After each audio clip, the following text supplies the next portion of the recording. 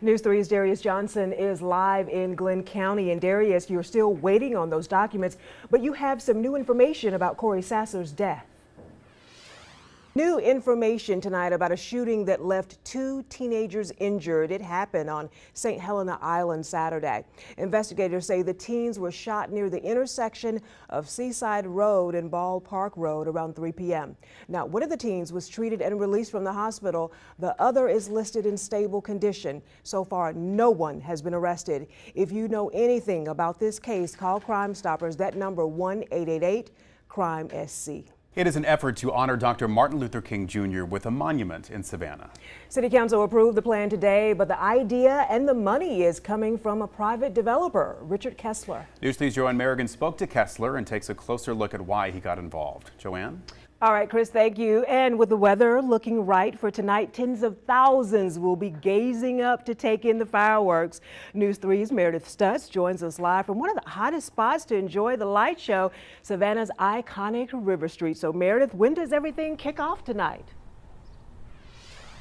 Our top story at 6, neighbors describe it as a wild and crazy ride early this morning. In one Savannah neighborhood, a man police say was driving drunk slammed into multiple cars and homes, leaving 5 people injured and a whole lot of damage. News 3's Shayna Ferreira is live from that scene along 37th Street where it all went down. Shayna. Well, right about now, many of you are relaxing with friends and family, grilling out, or getting ready for a fireworks show. So you may also be wondering whether rain is going to be a problem for tonight. So we want to take a live look from our Dozier Law Cam right now. Now, the WSAV News 3 on Your Side special. Commitment to coverage, WSAV's Murrow Legacy. Commemorating a decade of excellence in journalism. I'm Trish Williford. Welcome to this special presentation, Commitment to Coverage, WSAV's Edward R. Murrow Legacy.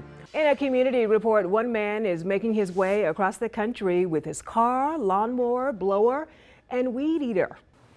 One woman told us she was stunned this happened in this neighborhood. She showed us video of police running right past her front door. And we saw police running. They were on foot running down there. We knew something big was up. And Marianne Shear was right. Something big, violent, and shocking was happening just steps away from her Kensington Park home.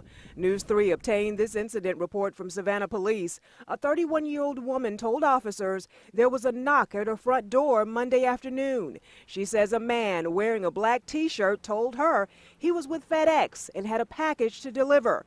The man asked if she had a pen. The woman says when she turned to grab one, the man forced his way into her home and put a gun to her back.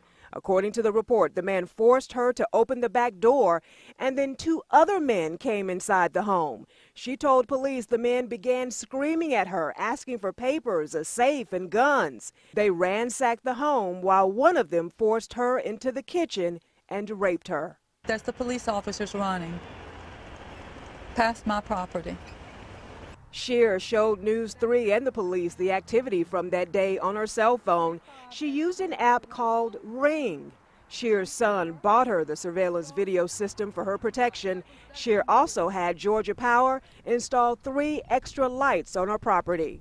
We cannot depend on all the police for 100% for everything, but we can be the eyes and ears for the police just like we were yesterday.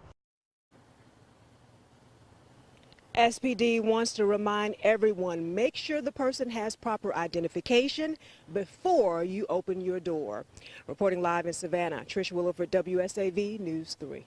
Well, it's the final night for the 2018 Savannah Music Festival, and for the past 2 weeks, people across the hostess city have been serenaded by music from all different genres. Well, News 3 is featuring one Savannah musician who's become a crowd favorite with the fans and his patience. If you're a lover of rock, or if you have a taste for the classics, music this good must be coming from the Savannah Music Festival. The event showcases the talent of hundreds of the world's finest musical artists every year. Some are full-time professional musicians. Others are moonlighting, like, believe it or not, this Savannah doctor. Hello? Hip injection? Okay, give me a lot of pain. Okay, I'll be right there. Okay. Well, he takes center stage to showcase the power of music. Dr. Calvin Barnes is a radiologist by day, but he says his passion is music. I love them equally because they fulfill different parts of myself. There's a part of me that is really interested in giving back and helping people, and part of me is really passionate about health. But my passion, and it's my heart and my inner voice, is music. His heart and inner voice ultimately led Barnes to master the tenor sax, but his first love was the piano. My grandmother and my mom, they used to sit down and watch soap operas, Days of Our Lives, and I could hear those little theme songs. And I would just start going to the piano that was in my grandmother's house and just start playing them. His family nurtured that talent, and it grew even into college and throughout medical school at Yale University. My initial plan was I was going to be a chemist. I was going to, do that by day and do jazz at night. That was kind of my initial idea. But I struggled when I was in college. It was very hard to try and do 2 degrees at one time. But with some help from his mentor, Barnes managed to finesse the two. And after medical school, it wasn't long before the doctor of jazz found his way to Savannah and began to practice medicine. So what do your patients think when they hear that you are also this great musician? Oh, they love it. They love it. A lot of, and I actually see some of them out, when I'm performing. And Barnes says it's the love of music that connects him to his patients in a rather unusual way. Usually I walk in a room and, I think the hardest thing is trying to establish a relationship with someone very quickly, because you're pretty much, at least in my field, walking and say, hi, my name is this, and I'm going to stab you with this needle, essentially. And so a lot of my icebreakers actually involve music. And whether it's in his clinic or on stage, Barnes says he'll continue to intertwine his love for music and medicine right here in the hostess city.